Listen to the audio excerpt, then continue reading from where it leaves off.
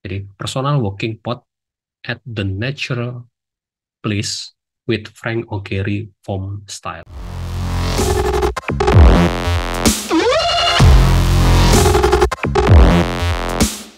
Oke, selamat bertemu kembali di mata kuliah teori dan metode perancangan bangunan. Pada materi tentang artificial intelligence dalam perancangan arsitektur merupakan topik bahasan di minggu ke-10. Dan jika pada minggu sebelumnya, yaitu minggu ke-8 dan ke-9, minggu ke-8 bicara tentang studi preseden, minggu ke-9 dengan Bu Rizka tentang masalah kawasan atau masalah urban. Jadi di pertemuan kali ini kita coba melihat bagaimana posisi artificial intelligence dalam sebuah proses perancangan arsitektur. Kalau diperhatikan di web e-learning, saya sedikit melakukan perombakan di minggu ke-10 dan minggu ke-11. Nanti penjelasannya di akhir perkuliahan untuk detail tugas dan segala macam. Jadi di minggu ke-10 adalah artificial intelligence atau AI dalam proses perancangan arsitektur. Namun di e-learning masih saya tempelkan apa itu yang disebut dengan parametric design in architecture, yang merupakan materi yang disampaikan oleh Pak Adam Fitriawijaya di tahun lalu. AI dan parametrik mungkin ada kesamaan atau kesinambungan tentang pembahasan materinya. Jadi silakan mahasiswa untuk menyaksikan video tentang parametric design in architecture. Lalu di minggu ke depan, nanti minggu ke-11, minggu depan, kita akan bicara tentang arsitektur dan budaya. Penjelasannya nanti di akhir perkuliahan atau setelah paparan materi tentang artificial intelligence ini. Kemudian kita coba lihat bagaimana sejarah dari artificial intelligence. Ini hanya sekilas saja, bahwa sudah lama dikembangkan tentang artificial intelligence jauh sebelum, di sekitar tahun 60-an mungkin, tentang penemuan rumus matematika dan segala macam yang kemudian langsung menjadi dasar pada perkembangan selanjutnya. Ini di dunia artificial intelligence. Tapi kemudian di dalam arsitektur kita mengenal dengan CAD yang cukup mewarnai dan kemudian menjadi salah satu software wajib bagi seluruh mahasiswa atau orang-orang yang berkecimpung dalam proses desain, terutama di dalam desain arsitektur. Dari perkembangannya atau sejarahnya kita bisa lihat bahwa sudah berkembang cukup jauh tahun 1957, dan di slide ini dijabarkan sampai 2017. Sekilas saja bahwa CAD kaitan dengan software segala macam itu sudah cukup berkembang sejak beberapa puluh tahun yang lalu. Kemudian CAD ini tidak hanya berhenti pada penggunaan software. Kalau di sini makin diperjelas, ada ilustrasinya bagaimana CAD itu mendampingi tidak hanya proses perancangan di arsitektur, tapi juga mendukung proses desain secara keseluruhan, karena basis dari AutoCAD itu adalah titik. Itu yang akan membantu desain secara keseluruhan, tidak hanya desain arsitektur, tapi juga sampai ke desain mesin dan segala macam. Jadi segala sesuatu yang berkaitan dengan desain, dan perkembangan softwarenya juga cukup berkembang cukup pesat, terutama di masa-masa sekarang yang dimana internet menjadi hal wajib atau hal wajar dalam sebuah kehidupan.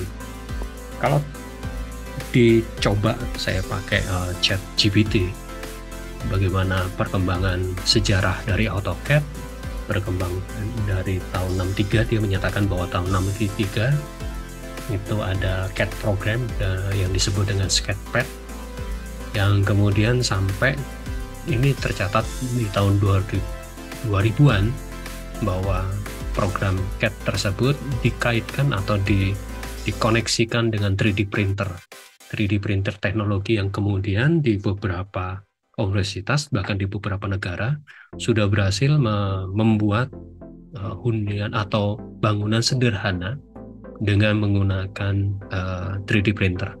Jadi desain yang dilakukan di program komputer CAD di sini, software CAD ini, kemudian dikoneksikan dengan 3D printer, dan kemudian bisa dikonstruksi bangunan sederhana tersebut. Ini merupakan awalan perubahan proses konstruksi. Nggak tahu di 5 atau 10 tahun ke depan mungkin bangunan yang cukup kompleks bahkan bisa dilakukan menggunakan 3D printer.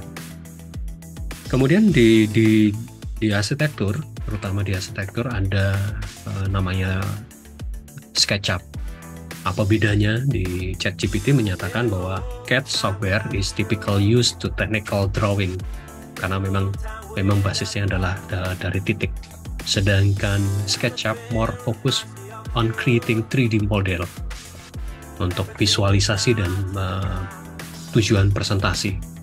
Jadi penggunaannya sangat berbeda.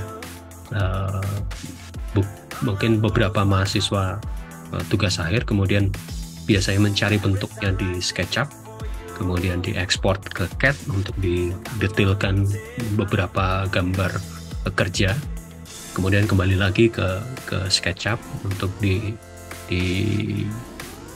dibuat model 3D-nya. Jadi tidak ada dikotomi antara CAD dan SketchUp, tapi mereka dikembangkan atau digunakan secara bersamaan. Selanjutnya adalah bagaimana kehidupan sebelum AutoCAD. Mungkin bagi mahasiswa semester 1 dan 2 ada anjuran untuk tidak menggunakan software dulu, baik itu AutoCAD maupun SketchUp, karena esensinya mencoba melihat bagaimana kemampuan tangan ini akan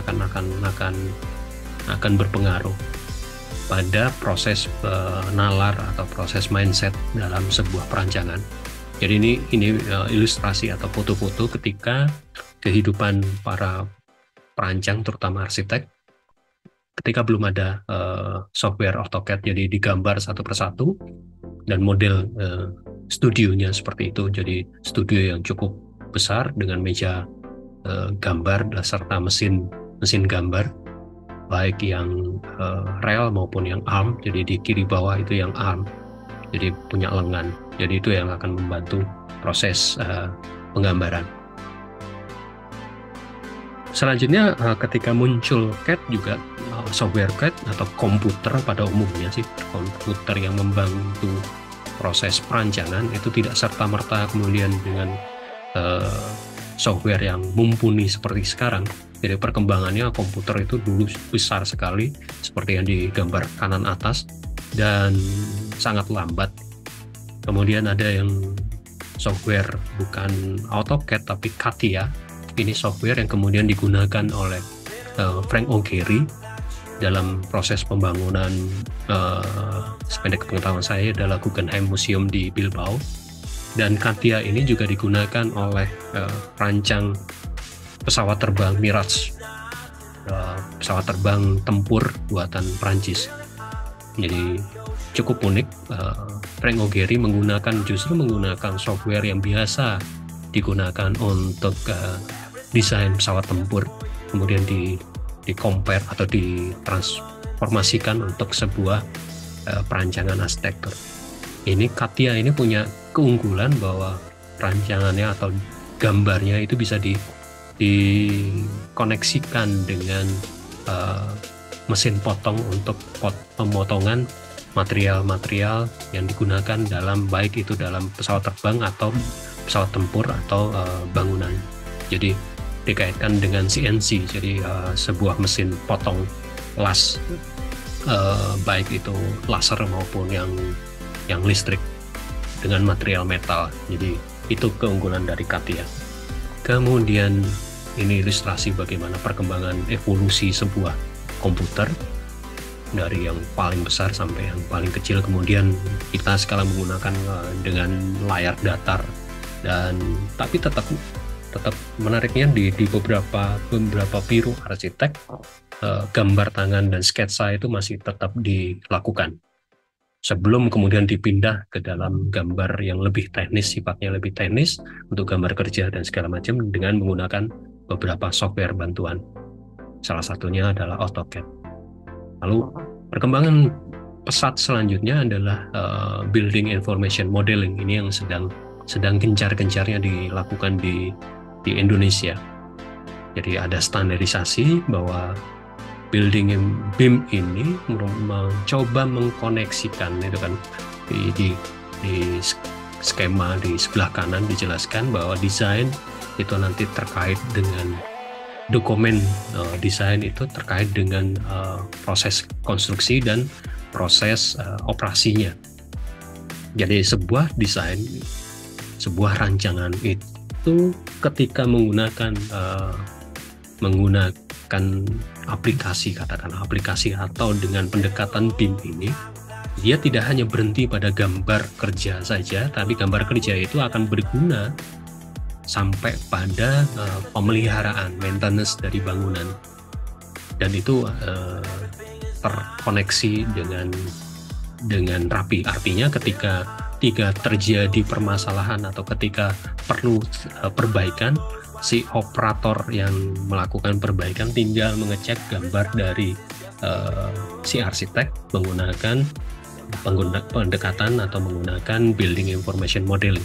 Jadi di sini seorang arsitek tidak hanya sekedar menggambar atau sekedar selesai ketika gambar dokumen kerja desain itu diserahkan, tapi kemudian dia punya kewajiban untuk menjelaskan atau melengkapi data-data yang diperlukan sampai pada proses maintenance bangunan tersebut. Jadi itu perbedaan antara CAD dan pendekatan BIM.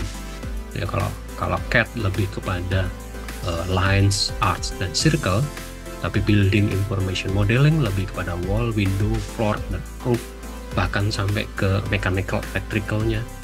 Kemudian software yang digunakan biasanya AutoCAD, sedangkan BIM menggunakan Revit. Jadi, lebih kepada tidak hanya sekedar gambar, itu kan dumb graphic saja, sekedar gambar mati, tapi juga sudah intelligence object. Artinya gambar tersebut atau ilustrasi tersebut itu punya koneksi dengan bangunan atau dengan komponen bangunan yang lain. Ini akan sangat membantu ketika proses pemeliharaan atau maintenance, bahkan ketika proses konstruksinya. Jadi saling terkait. Itu yang terkait dengan BIM. Kemudian apa hubungannya BIM dengan topik kita saat ini tentang artificial intelligence? Ini yang dijabarkan di sini bahwa in order to plan and develop a building project, AI system can collect and organize data. Jadi AI itu yang justru mengumpulkan kemudian mengorganisasi data, sehingga ketika menggunakan BIM, AI ini akan membantu proses, katakanlah proses maintenance-nya. Jadi ketika ada kerusakan, ketika ada hal yang perlu diperbaiki, justru sistem AI ini yang akan memberi warning. The use of BIM with AI can also automate routine work and can run multiple calculation simulators. Artinya dia bisa secara otomatis melakukan pengecekan rutin, katakanlah, kemudian melakukan perhitungan ketika terjadi beban ketika bangunan ini mulai dioperasikan, sehingga BIM ini menjadi powerful.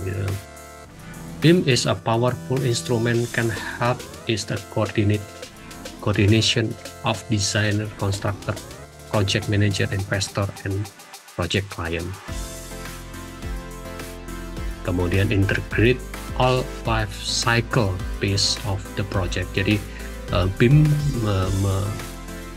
melingkupi atau menaungi semua pekerjaan secara utuh, tidak hanya berhenti pada, kalau memang arsitek berhenti pada desainnya saja, tapi pada justru sampai kepada bagaimana bangunan ini dioperasikan, bagaimana bangunan ini kemudian bisa berjalan, atau optimalisasi dari bangunan ini bagaimana building performance-nya segala macam. Sebagai gambaran, building project a virtual environment BIM with AI has become the best instrument. Jadi AI ini benar-benar kemudian membantu sistem BIM ini bekerja lebih maksimal, lebih fokus lagi. Artinya tidak benar-benar sebagai sebuah life cycle yang utuh, ya, dikatakan all life cycle base-nya. Jadi tidak hanya berhenti pada perancangan, tidak hanya berhenti pada proses konstruksi, sampai kepada bagaimana performer dari bangunan ini. Dan AI itu akan membantu untuk melakukan perhitungan, melakukan pengawasan, bahkan melakukan checking secara rutin. Di situ terletak bagian kaitan antara AI dan BIM pada perkembangan proses perancangan saat menggunakan pendekatan BIM ini. Tapi kita mungkin tidak akan berbicara panjang lebar di sini, tapi kemudian menjadi menarik bagaimana kesejarahan dari AI dalam proses perancangan sebuah bangunan. Di ChatGPT dia mengatakan bahwa dimulai tahun 80-90-an AI digunakan dalam proses desain untuk optimasi, simulasi, dan knowledge representation. Jadi lebih kepada awalnya adalah perhitungan optimasi dan kemudian mensimulasikan. Tapi kemudian AI pada masa sekarang, basic design tool that akan membantu seperti penjelasan tadi dari BIM, itu akan membantu. The tool use AI to assist with tasks such as 3D molding, energy analysis, and material selection. Jadi tidak hanya simulasi performa bangunan semata, tapi kemudian AI membantu pemilihan material, maka membantu mungkin pada perkembangan selanjutnya membantu bagaimana sistem mechanical electricalnya, bagaimana penggunaan energinya. Tidak hanya mensimulasikan, tapi bahkan saya menduga ke depannya AI akan memberi suggest, memberi arahan si arsitek ketika melakukan pemilihan. Tapi tetap kembali pilihan itu bergantung pada si arsitek. Itu perkembangan AI di dunia arsitektur. Seperti gambar ini yang lagi seru, dan ini mungkin menjadi fokus utama. Tema dari paparan ini adalah Midjourney, salah satu aplikasi AI di dalam arsitektur yang merubah dari teks menjadi image. Ini yang kita bisa dapatkan, bahwa gambaran-gambaran ini bukan digambar oleh seorang desainer, tapi hanya menyampaikan narasi singkat di dalam Midjourney. Rekan-rekan mahasiswa bisa browsing di YouTube untuk bagaimana menggunakan atau bagaimana tutorial Midjourney tersebut. Silakan mahasiswa untuk sign in dan membuat akun di Midjourney supaya bisa mencoba melakukan pekerjaan, mencoba mengerjakan tugas, atau mencoba merasakan. Jadi tujuan utama topik ini adalah pengalaman dari mahasiswa ketika menggunakan AI, kaitannya AI yang terkait dengan desain. Oke. Tema atau yang bisa dilakukan dari Midjourney yang dilakukan oleh mahasiswa, saya kembalikan ke tugas perancangan arsitektur 2 yang sebagian besar dari mahasiswa bekerja atau bersamaan dengan mata kuliah teori dan metode perancangan bangunan ini. Jadi tugas kedua dari PA2 adalah personal working space. Kita coba dalam topik atau tema desain di perancangan arsitektur, kita cobakan dengan menggunakan AI Midjourney ini dan bagaimana wujudnya. Saya memberi contoh ini. Ini adalah ruang kerja saya. Jadi realitanya di sini. Realitanya seperti tampak di gambar ini. Coba dibayangkan, coba dinarasikan, artinya ini realita atau ini yang bisa mampu saya lakukan di ruang kerja saya. Kemudian saya coba masuk ke dalam Midjourney dan memberi panduan narasi personal working space with double monitor high-end and deconstruction style layout yang juga ergonomik. Dari image yang dibuat oleh Midjourney ada 4 pilihan gambar ini. Kemudian saya mencoba melihat di gambar kedua. Jadi gambar kedua di perhitungannya adalah mulai dari kiri atas ke kanan, kemudian gambar ketiga di kiri bawah, kemudian ke kanan. Di 1, 2, 3, 4. Saya mencoba di gambar kedua dikembangkan lebih lanjut. Ini yang dihasilkan dan kemudian saya fokus ke gambar kedua tersebut dan dicoba dicari yang paling maksimal, dicari lagi dan akhirnya muncul yang bisa dimunculkan atau bisa dihasilkan dari Midjourney adalah image seperti ini dengan seperti tadi pernyataan personal working space with double monitor high-end dan deconstruction style layout, also ergonomic. Jadi ada 2 monitor high-end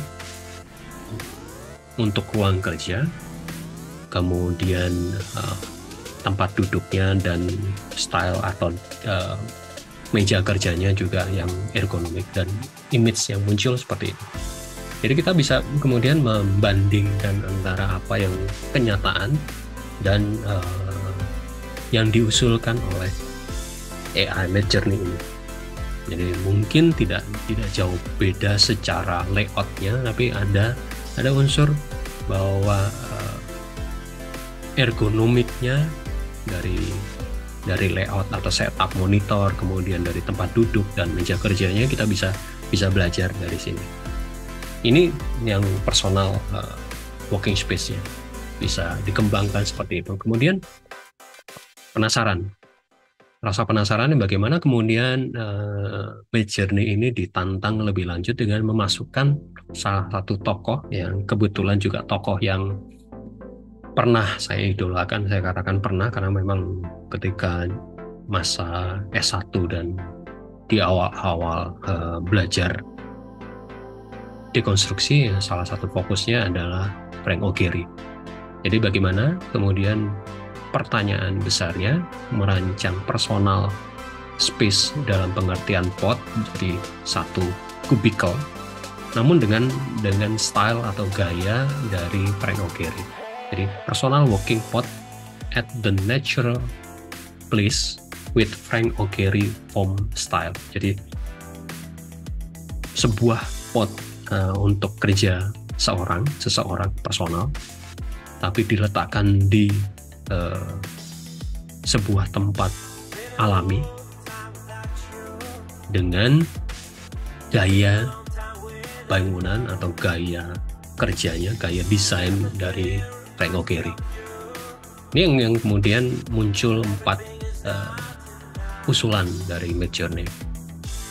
Dari keempat ini saya coba fokuskan ke nomor 1 untuk didapatkan variasi berikutnya, dan kemudian muncul gambar ini, image ini, 4 gambar yang tidak jauh berbeda, ada sedikit variasi di jendela di belakang monitor. dan beberapa lengkungan yang ada diberi lubang dan lubang cahaya dan yang tidak.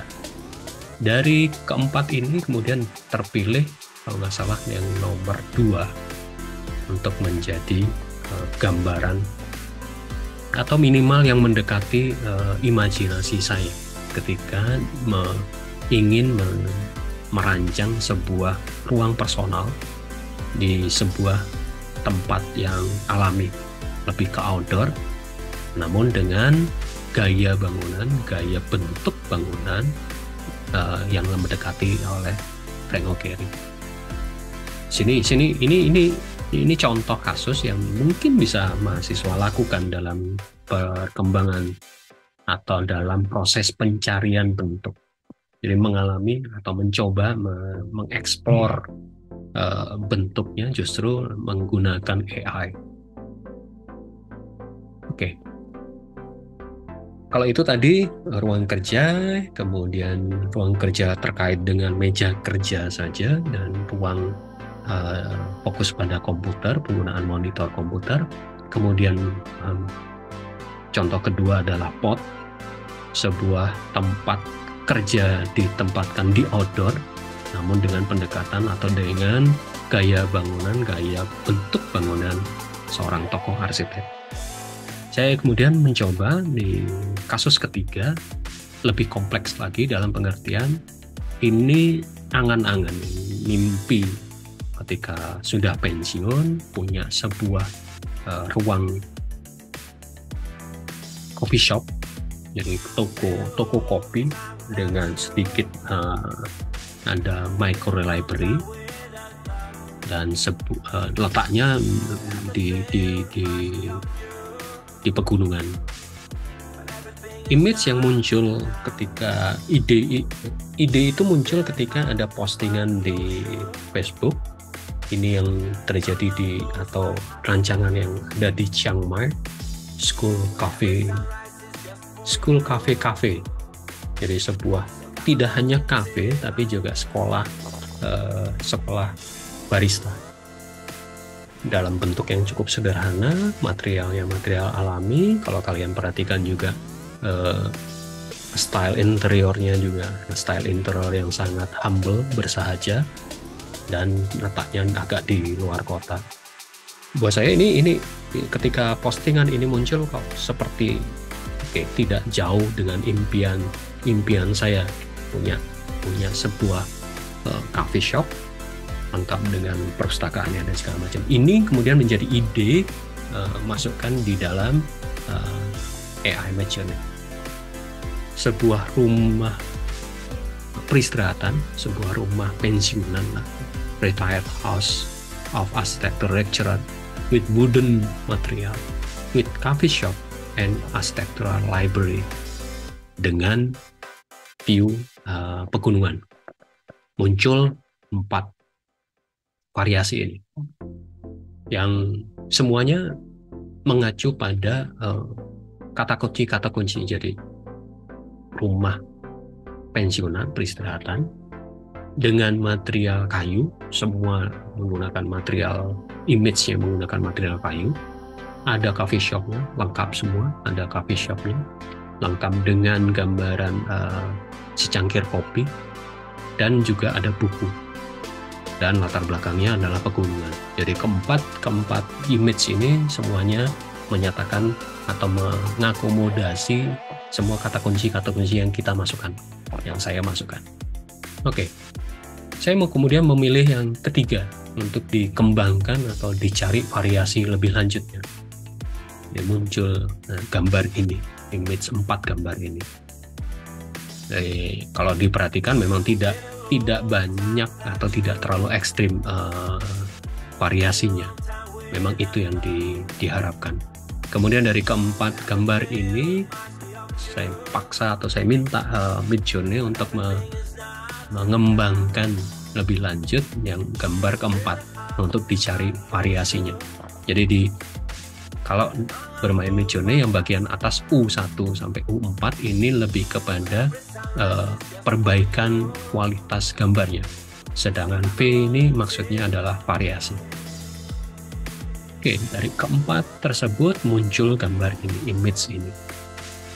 Image ini yang dari gambar 4 kemudian dicoba dimunculkan variasi yang tidak terlalu banyak perubahannya. Namun setelah itu kemudian saya pilih satu yang menurut saya jadi pas, jadi menarik gitu, yang nomor 3 ini. Yang keempat ini, gambar keempat yang kemudian di upscale kualitas gambarnya dan segala macam. Yang kemudian kayaknya jadi seru gitu loh. Sebuah ruang kerja personal tadi punya coffee shop, punya mini library, dan letaknya di tepi atau di pegunungan. Percobaan menggunakan AI Midjourney ini memberi atau kalau buat saya justru lebih memicu bagaimana kreativitas itu muncul di dalam proses perancangan. Penasaran itu kemudian saya tanyakan ke dalam arsitektur. Tapi sebelum itu ternyata tidak hanya aplikasi Midjourney, juga ada DALL-E. Lalu saya tanya, apa bedanya sih menggunakan ChatGPT, apa bedanya Midjourney dan DALL-E 2? Dia mengatakan tidak jauh berbeda. ChatGPT mengatakan Midjourney and DALL-E itu both AI language model developed for different purpose. Jadi ada perbedaan. Midjourney language model developed by OpenAI that is designed to generate natural language description of image.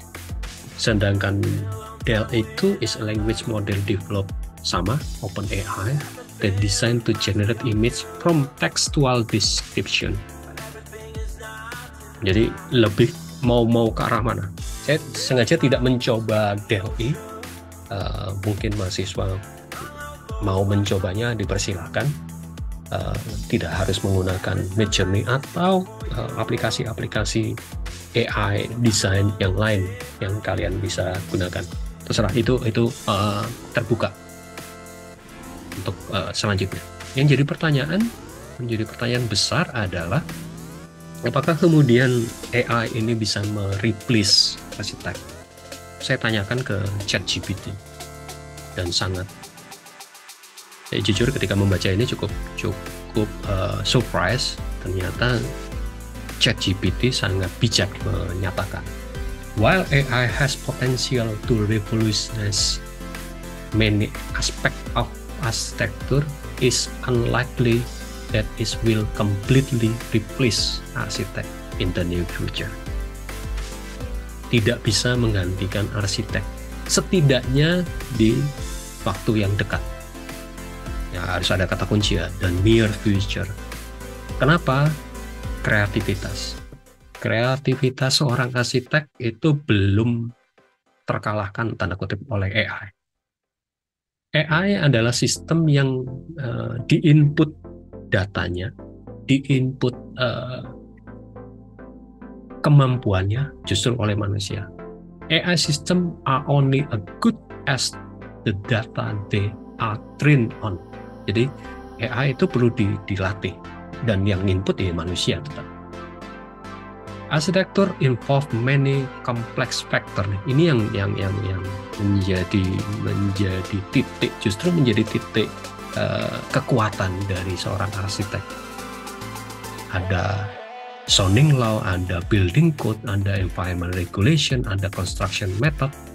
Arsitek must be able to navigate these complexities and make decision based on the range of factor. Jadi decision atau keputusan seorang arsitek itu masih diharapkan atau masih menjadi kekuatan dalam proses perancangan, bukan dalam atau tidak hanya sekedar mengandalkan AI.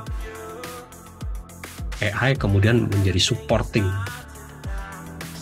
Alasan keempat yang paling mendasar, yang justru menjadi kekuatan humanisme proses perancangan arsitektur, yaitu client interaction. Arsitek often work closely with client to understand their need.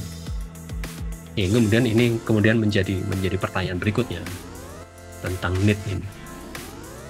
Saya lanjutkan ke sini. Could AI predict the human need in the architecture design? AI has a potential to predict human need di dalam proses perancangan. Namun, the important to note that human needs are complex and multifaceted and cannot be fully predicted or understood by AI alone. Jadi, fungsi dari AI setidaknya dalam waktu yang dekat itu lebih kepada supporting keputusan, supporting dalam si arsitek mengambil keputusan. Hal yang paling sulit adalah empathy to design space that meet the diverse need and preference of their client and user. Jadi desain empati itu masih letaknya di manusia. Kemudian, could AI suggest the fit architectural design for client? AI masih punya potensi untuk memberi suggest, memberi arahan, memberi alternatif lah, katakanlah seperti itu, bagi sebuah rancangan yang memang cocok bagi seorang klien. Namun di bagian kalimat terakhir, however, it's important to note that AI is not substitute for human interaction and collaboration in architectural design process. Jadi koneksi atau interaksi antar manusia di dalam proses desain itu sampai detik ini dan mungkin dalam waktu yang dekat itu memang belum bisa digantikan oleh AI. Itu yang dinyatakan oleh jawaban dari AI sendiri, yaitu ChatGPT. Oke. Selanjutnya bagaimana? Setelah penjelasan tadi, kita kembali ke tugas kuliah.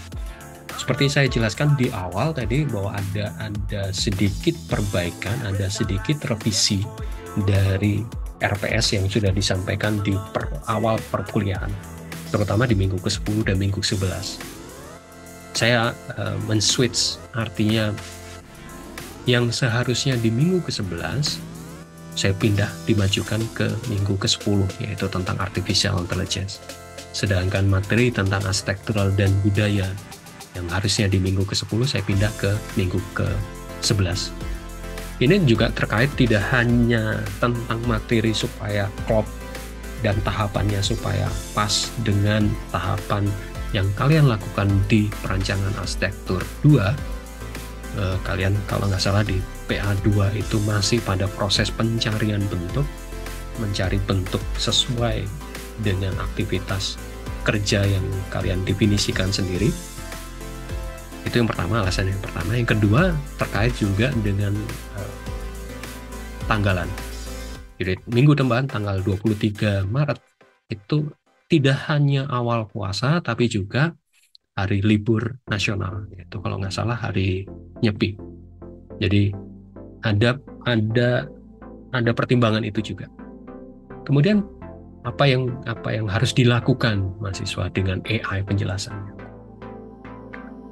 AI di dalam perancangan arsitektur kalian akan diminta melakukan atau membuat teks menjadi image, terserah. Di RPS ini dan di materi ini saya memberi contoh dari Midjourney.com. Kalian bisa menggunakan Dall-E atau aplikasi yang lain. Nah, kebetulan pemahaman saya tidak terlalu lebar tentang AI, aplikasi AI ini. Mungkin kalian bisa mendapatkan aplikasi-aplikasi lain yang intinya adalah merubah teks atau narasi menjadi image. Tugas pertama atau tahap pertama, kalian akan membuat narasi singkat tentang gambaran sebuah ruang kerja personal. Ini mengacu pada pekerjaan PA2. Narasi tersebut dilengkapi dengan studi massa seperti yang kalian lakukan di PA2. Studi massa baik foto atau bisa juga sketsa yang kalian gambar. Jadi gambaran awal secara otak kalian itu bagaimana? Silakan disampaikan di tugas ini. Kemudian tahap kedua, kalian masuk ke dalam aplikasi AI tersebut. AI yang merubah dari teks menjadi image. Di contoh kasus ini dan paparan ini dengan menggunakan Midjourney. Masukkan, kemudian dihasilkan sebuah image, silakan kalian berproses, silakan mencari variasi sampai kalian puas. Kemudian dari gambaran atau image yang dihasilkan, kalian coba bandingkan. Itu adalah tahap ketiga, tahap analisis. Kalian membandingkan sketsa yang kalian lakukan di PA2 dengan image yang dihasilkan oleh AI. Pertanyaan penuntunnya adalah pertama, apakah persamaan dan perbedaan dari studi masa yang kalian lakukan di PA2 dengan image yang dihasilkan melalui AI, salah satunya adalah Midjourney. Apa persamaan dan perbedaan? Kemudian dari gambaran yang digunakan atau dihasilkan oleh aplikasi AI tersebut, apakah sesuai dengan imajinasi yang diharapkan? Apa yang sesuai, apa yang tidak? Silahkan bisa dieksplor seperti itu. Menjelaskan alasan kalian. Kelemahan dan kelebihan AI text to image tersebut. Menurut pendapat kalian. Dan pertanyaan ketiga, pertanyaan penuntun, mencoba melihat reaksi kalian. Apa yang kalian lakukan dengan desain AI ini, apapun aplikasinya, dalam proses perancangan kalian selanjutnya. Di prosesnya, apakah kalian akan menggunakannya? Ketika menggunakan, pada tahap yang mana?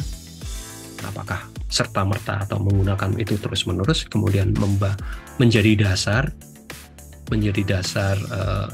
proses perancangan kalian, atau ya itu hanya sekedar inspirasi saja, tidak atau bahkan secara ekstrem itu hanya banyak karena merasa banyak kelemahan, tidak bisa mengungkapkan apa yang dihasilkan atau apa yang dibayangkan oleh kalian bisa meninggalkan. Jadi di pertanyaan ketiga ini kalian bisa mengungkapkan sesuai dengan pendapat kalian.